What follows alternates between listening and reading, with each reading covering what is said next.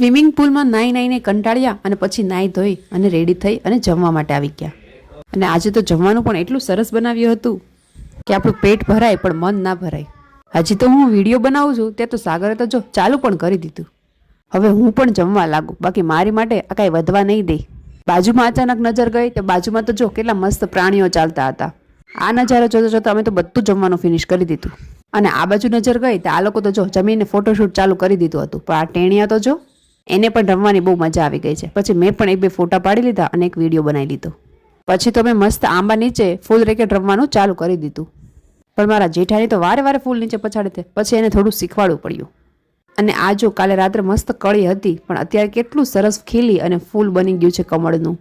હવે એને પણ બાય બાય કરી અને આ રિસોર્ટને બાય બાય કરવાનો ટાઈમ થઈ ગયો છે. એટલે બધો સામાન પેક કરી અને ગાડીમાં રાખી દીધો અને પછી તો બાય બાય કરી અને અમે નીકળી ગયા. અહીંયાથી જવાનું તો જરાય મન નથી થતું પણ જવું તો પડશે ને. રસ્તામાં અમને આ જીપ્સીવાળા મળી ગયા જે જંગલમાં લઈ જઈ અને સિંહના દર્શન કરાવે છે. એટલે અમે લોકો પણ બેસી ગયા. પણ સિંહ તો જોવા જ ના મળ્યા. ચલો, વિડીયો પસંદ આવે તો લાઈક, શેર અને સબસ્ક્રાઈબ જરૂરથી કરજો. મળીએ નેક્સ્ટ વિડીયોમાં.